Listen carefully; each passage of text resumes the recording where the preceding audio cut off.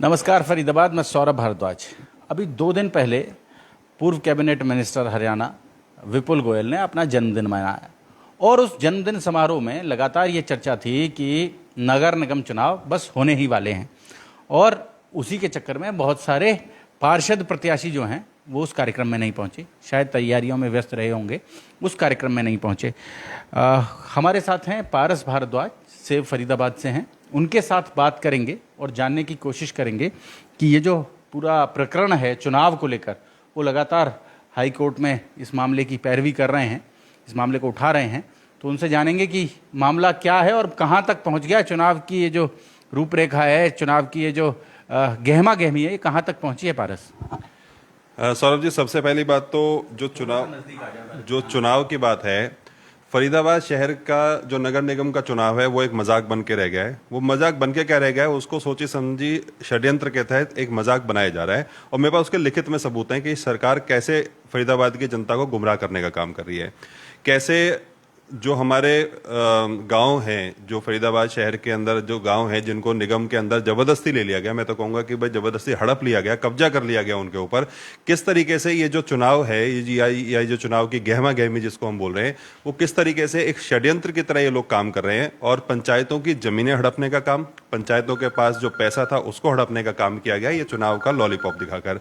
और चुनाव सरकार कराना ही नहीं चाहती और चुनाव सरकार कराएगी भी नहीं। मेरे पास उसके लिखित में सबूत हैं कि जो सरकार ने अभी हमारी जो लेटेस्ट रिट है, एक मेरी रिट ऑलरेडी चल रही थी Paras Bhardwaj versus state of Haryana, जो हमने स्टार्टिंग में डाला था जब इन्होंने गलत वार्डबंदी की थी, एक षड्यंत्रकारी वार्डबंदी की थी, उसके खिलाफ हम लोग जब पंजाब हरियाणा हाईकोर्ट गए थे तो उसमें ये था कि भाई हमें जानकारी मिली कि सरकार के षड्यंत्र जो हैं उस समय उजागर हुए।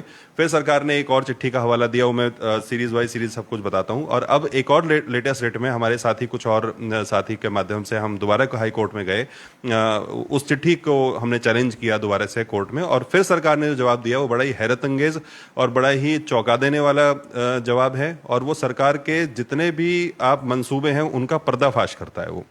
तो मैं इसमें आपको बताऊंगा कि सबसे पहले जब ये चुनाव का होता रहा, इसमें हमारे केंद्रीय मंत्री कृष्णपाल गुर्जर जी और हमारे हरियाणा के कैबिनेट मंत्री श्री मूलचंद शर्मा जी ये बार बार हर महीने एक डेट दे देते थे कि भाई अब अगले महीने चुनाव हो रहे हैं, अब फलानी तारीख को अगले महीने चुनाव हो जाएंगे, 30 तारीख से पहले चुनाव हो जाएंगे।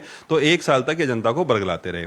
उसके बाद जनवरी के अंदर इन्होंने एक चिट्ठी का हवाला दिया और वो चिट्ठी जो है उन्होंने कहा जी स्टेट इलेक्शन कमीशन ने ये 2 अगस्त को चिट्ठी दे रखी है, 2 अगस्त 2022 को स्टेट इलेक्शन कमीशन ने 2 अगस्त 2022 को यह डिक्लेयर कर दिया कि जो वार्डबंदी साहब आपने करके दी है, फरीदाबाद शहर की जो वार्डबंदी आपने की है, जिसके लिए आपने करोड़ों रुपए जो फूंक दिए हैं, वो वार्डबंदी टोटल गलत है। उसके अंदर जो जनगणना हुई है वो बिल्कुल फर्जीवाड़ा है। उसके अंदर आपने एक औरत के 196 बच्चे दिखा रखे हैं, उसमें आपने एक 18 वर्ष के व्यक्ति के 52 बच्चे दिखा रखे हैं, उसमें आपने 25 गज के मकान में 78 लोगों का परिवार दिखा रखा है, उसमें आपने एक इंडस्ट्रियल जो एक खाली जमीन पड़ी है उसके अंदर आपने अनेकों अनेक परिवार दिखा रखे हैं। तो इस तरह का जो फर्जीवाड़ा आप लोगों ने कर रखा है, इस पे चुनाव आयोग तो कम से कम इलेक्शन नहीं करा पाएगा। तो आप कृपया करके इस जो डिलिमिटेशन है इसको दोबारा कीजिए, as per the rules, as per the act कीजिए आप इसको।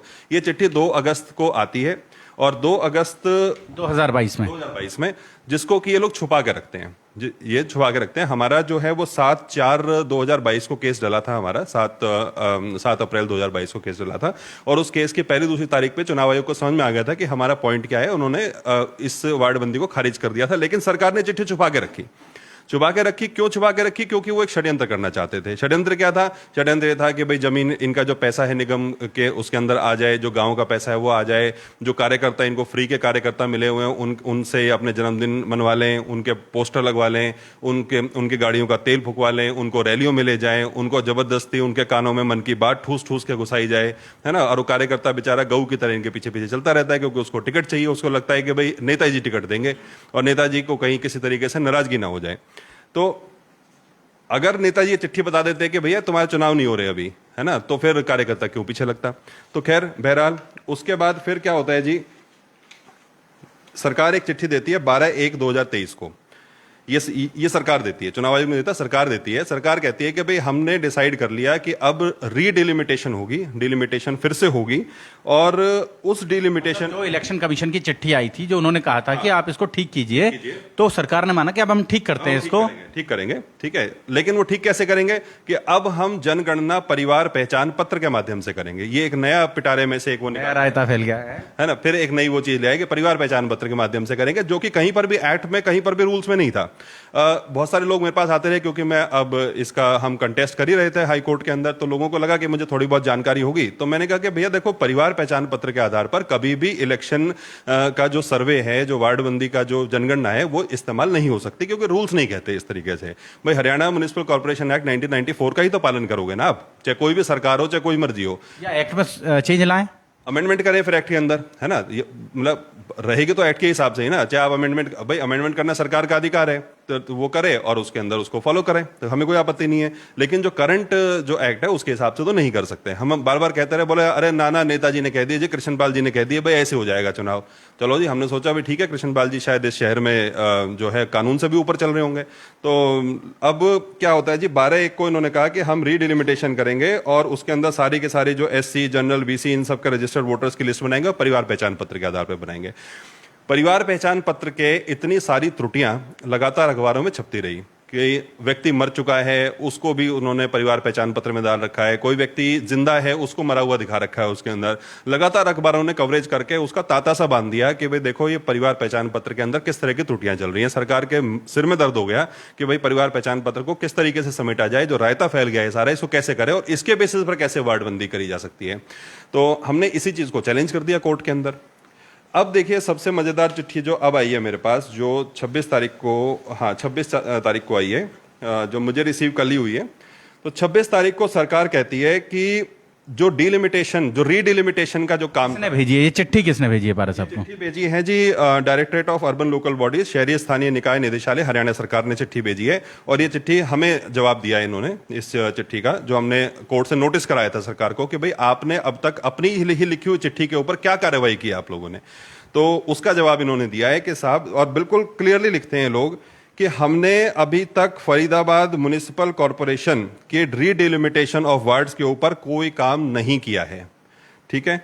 और ये लिखते हैं कि परिवार पहचान पत्र को बेसिस बनाने का हमारा कोई इरादा नहीं है, ठीक है, कि हम इसके ऊपर कोई इसको जनगणना का कोई आधार हम इसको नहीं बनाएंगे परिवार पहचान पत्र को। तो आपकी ये चिट्ठी को हम माने, जो आपने पहले का परिवार पहचान पत्र को जो चिट्ठी है कि भाई उसके बेसिस पर हम करेंगे उसको माने, आपने जो वार्ड डिलिमिटेशन करी है उसको माने, आपने जो फर्जी जनगणना करी है उसको माने। तो सरकार बेसिकली क्या कर रही है कि चुनाव करवाना नहीं चाहती है, ये कागजों और चिट्ठियों के माध्यम से, वो भी तब जब ये चिट्ठियां सरकार पब्लिक नहीं करती है। ये तो हमारे जैसे लोग हैं जो लड़ झगड़ के कोर्ट से इनकी जो मंशाएं हैं, इनके जो पर्दे हैं उनको फाश करने का काम करते हैं। लेकिन सरकार तो नहीं बताती, सरकार तो कहती है बस अगले महीने चुनाव है, बस अब चुनाव है, बस अब चुनाव है ना। तो वो ऐसे इनको झुंझुना करते रहती है। पर कब होंगे चुनाव, कब होंगे, क्या लगता है? सौरभ जी, ये जो मॉडल है ना जिस पे सरकार चल रही है या जैसे इन प्रत्याशियों को चला रही है, उसको मैनेजमेंट की भाषा में कैरेट एंड स्टिक मॉडल बोला जाता है कि भाई खरगोश को आप गाजर दिखाते जाओ और उसके पीछे चाबुक चलाते जाओ। तो यही हो रहा है कि भाई इनको चुनाव की गाजर दिखाई जा रही है जो प्रत्याशी हैं, और इनको तेल, ये बेचारे अपना गाड़ियों का तेल फूकते रहते हैं, पोस्टरों पे टांगते रहते हैं, नेताजी के पोस्टर फ्री में चलते रहते हैं, नेताजी का जन्मदिन बन जाते हैं, अगर इनका बस चले तो नेताजी का रोज जन्मदिन मना दें, है ना। तो उस तरीके से ये लोग काम करते रहते हैं। लेकिन अल्टीमेटली जनता बेवकूफ बन रही है। जनता का जो गाड़ी कमाई का जो पैसा है वो इन लोगों ने, फर्जीवाड़े की जो कंपनियां थी जिन लोगों ने ये जनगणना करी, जो टीन शेड बनाने का काम करती थी, जो कबाड़ा बेचने का काम करती थी, ऐसी कंपनियों को उन्होंने ठेका दिया। करोड़ों रुपए ये जनता के डकार गए। 200 करोड़ रुपए के घोटाले हुए। उस तरह के घोटाले जब से निगम अपने पावर में नहीं है, जब से निगम भंग हो चुका है, उसके बाद हुए जनप्रतिनिधि नहीं है, जब से जनप्रतिनिधि नहीं है तब से ये कितने घोटाले ऐसे कर रहे हैं, पर्दे के पीछे क्या कर रहे हैं उसकी किसी को जानकारी नहीं है। तो ये तो क्या खेल रच रहे हैं कि हमारे तो नुमाइंदे वहां जा ही नहीं रहे। पिछले 1.5 साल से, जब से ये निगम, मतलब 1.25 साल जब से ये निगम भंग हुआ है, तब से हमारे जनता के जो नुमाइंदे हैं वो तो वहां जा ही नहीं रहे निगम में। तो उन्हें कैसे पता चलेगा कि अब इस समय जो अफसर खेल कर रहे हैं वहां वो क्या खेल हो रहा है? सौरभ जी, आप पत्रकार हैं, आप हमेशा बड़े शहर के प्रति जागरूक रहते हैं। आप मुझे बताइए कि हर साल निगम का एक बजट आता है, इस साल कहाँ बजट आया? भाई फरवरी में बजट आता है इनका हर साल कि भाई इतना इतने 1000 करोड़ 2100 करोड़ 2200 करोड़, इस साल का बजट कहाँ चला गया, है ना। तो क्या इनको लेखा जोखा देना नहीं था, क्या पब्लिक के सामने करना नहीं था। जो ये दिखाते हैं कि भाई देखो हमने इतना पैसा पिछली बार इसमें खर्च किया, इतने स्लॉटर हाउस से हमारी इनकम आई, जो इनकम और एक्सपेंडिचर का जो लेखा जोखा है जो हमारे जनप्रतिनिधि मांगते थे, तो चलो जनप्रतिनिधि नहीं है तो क्या लेखा जोखा नहीं बन रहा होगा। मीडिया के सामने तो एक बार इन्हें रखना ही चाहिए था। नहीं चाहिए था ना कि चलो जी वो नहीं है, लेकिन ये जनता का हिसाब किताब है जी, इतनी हमारी कलेक्शन हुई है, इतना हम लोगों ने इसमें खर्च किया है, या इतना हमें सरकार से अनुदान मिला है, और ये हमने डेवलपमेंट वर्क्स किए हैं। तो ऐसा तो इन्होंने कुछ भी नहीं किया इस साल, है ना। तो इसका मतलब ये जो पिछले साल जो है कि क्या इन्होंने पिछले साल कोई काम ही नहीं किया, ऐसा तो संभव नहीं है ना। और वो बजट कहां गया। तो ये सारे सवाल हैं जो खड़े होते हैं, और ये बाकायदा हमारे पास एक एक चीज रिटर्न में है, जिससे ये पता चलता है कि भाई ये सरकार जो है जनता को ना केवल बेवकूफ बनाने का काम कर रही है, लेकिन षड्यंत्र के तहत जनता की गाड़ी कमाई के पैसे को भी लूटने का काम कर रही है। मैं बार बार सोशल मीडिया पर देखता हूं कि हमारे केंद्रीय मंत्री कृष्णपाल गुर्जर जी जो है वो या उनके मीडिया हैंडलर्स बार बार एक बात बोलते हैं कि 2014 से पहले का फरीदाबाद देख लो और 2014 के बाद का फरीदाबाद देख लो, आपको डिफरेंस पता चल जाएगा। तो मैं बस उनसे एक आपके चैनल के माध्यम से एक बात बोलना चाहता हूं कि भैया अगर 2014 से पहले के फरीदाबाद और 2014 के बाद के फरीदाबाद की जिम्मेदारी आप ले रहे हो, आप कह रहे हो 2014 के फरीदाबाद में जो भी कुछ घटित हो रहा है वो हमारा है, तो ये 200 करोड़ का घोटाला और ये जो सरकार जो जनता को गुमराह करने का काम है, इसकी भी जिम्मेदारी लें, इसकी भी जिम्मेदारी ये सरकार ले, कृष्णपाल गुर्जर जी लें इसकी जिम्मेदारी कि भाई वही जनता को गुमराह करने का काम कर रहे हैं। क्योंकि हमने तो ये सुना है कि भाई उनकी मर्जी के बिना पत्ता भी नहीं हिलता, है ना। तो ये है, तो वो जिम्मेदारी ले।